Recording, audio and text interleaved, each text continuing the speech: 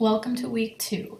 Our home page has changed, so if you scroll down, you'll see we still have the syllabus files, still have the Remind Messages widget, and you can still access learning materials from the little schedule at the bottom of the page. My first recommendation is to navigate to the Logic Quiz 1 module right away. So let's go to the Modules tab. The first thing you'll see is your week 1 module set open, and if you completed everything, you'll have a nice little check mark. We'll close that. This is a handy tip. And you can see week 2's module. Let's close that for right now. And navigate down to the Logic Quiz 1 module. So each quiz will be in its own module, and you will have to navigate through them in order. In the future, that will just be Study Resources, Logic Quiz 1, Retake. In order to move through the module, look at the quiz tips page, watch this video, and click Mark as Done. This opens up the next page, which is a set of study resources. Got some tips here, a practice quiz with solutions, and some extra practice exercises with solutions. Once you mark this as done, the Logic Quiz will now be available, and you can take it whenever you want. So you can complete the Logic Quiz 1 or the week 2 activities in any order that you want to. Now, I already took the Logic Quiz 1 to test it out, so mine are available, but yours would just be this one available. And once you've completed Logic Quiz 1, then you can complete the retake. If you want to, it's optional. In week 2, I've included some resources at the top of the module. These ones you don't have to do anything to get them checked off. They're not required in any way to get your little check mark up here. But there is support information and the Q&A discussion forum link. I realized that this link, well, the link was working, but the threads were missing for most of week 1. I have since fixed that. So if you looked at Q&A discussion forum and it was empty, check it out this week. I recommend starting by clicking this button to close up all of the threads so you can look at one question at a time, and you can open them by clicking on this little caret thing here for each one. And then, as I recommended last week, you should make a practice post. Say hello, introduce yourself to the class. A few people have already set a good example here. Okay, back to Module 2. So there's 2 major parts. There's the homework and the check-in. Don't forget that you can check in at any time. It makes sense to do it near the end of the week once you have something to reflect on and say, but you can check in whenever you want, and be sure to do it before the end of Friday.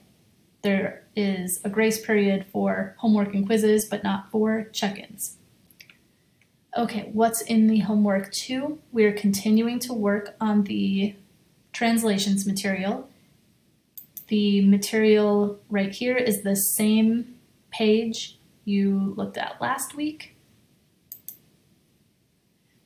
There will be 2 homework assignments associated with the translations material. The first one is a 3-attempt auto-graded homework, just like all the others. The next one is a short answer, hand-graded 1-attempt homework question. Once you submit it, you will see detailed sample answers to each of the questions, so look for those. Now, the translations material is a bigger module. It's something we worked on for 2 weeks, which is like the equivalent of a month during a regular semester. And the material in Unit 1, Understanding Arguments, for this week, there's 2 modules, and these are going to be shorter. Finally, we're starting Unit 4, Module 2, Cognitive Biases. This is something we're going to work on for 3 weeks. So let's look at the learning materials for this. There's a lot here. There's a text. There's a passage analysis guide and rubric. Definitely want to check those out. There's a whole page full of YouTube videos, and then there's Quizlet resources as usual. Our goal for the first week is really just to get familiar with the basic concepts and be able to recognize definitions and describe the various concepts. So this module is going to start with a survey. You can either get to it here, it'll be the first thing in the module material, or this is the same thing that you would get to right here. This is meant to be an interactive introduction to the material. You should take this before you even start reading or looking at anything. It's a survey, so the questions are not individually graded. It's worth 5 points for completing it. So definitely be sure to do that before you go on to read the text. And I think that completes my overview of week 2's material. Let's end by looking at the gradebook. Now that you've completed some work, you'll see your scores. And for week 1 check-in, you should have feedback. It'll show up right here. FYI, all of the assignments have these little feedback boxes here. So if I gave you feedback, hand graded feedback, it'll be here.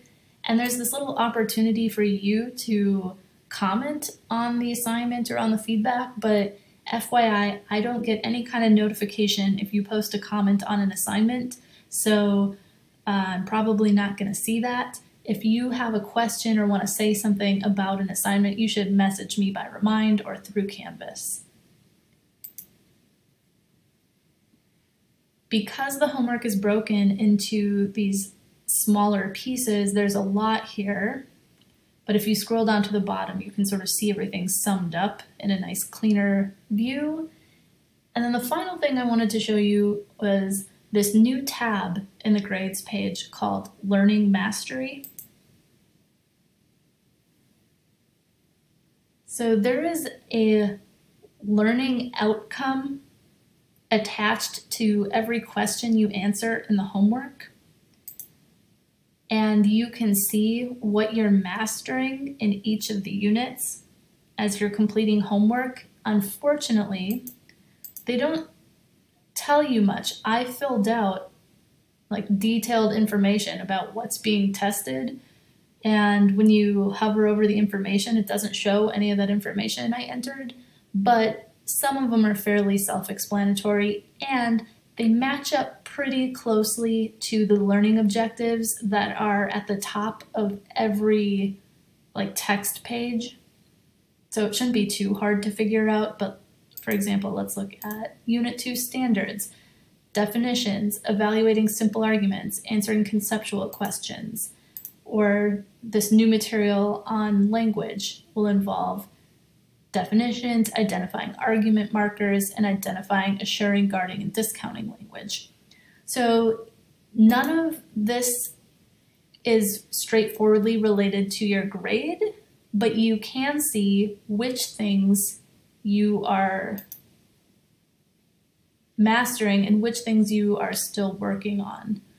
And if you click on them, you can see which assignments have questions that count towards these outcomes. I don't know if this will be helpful to you or not, but if it's something you're interested in looking at, let me know in your check-in if you get anything out of this. It's a new feature that I'm just exploring as well. Okay, that completes our tour of week 2. Good luck.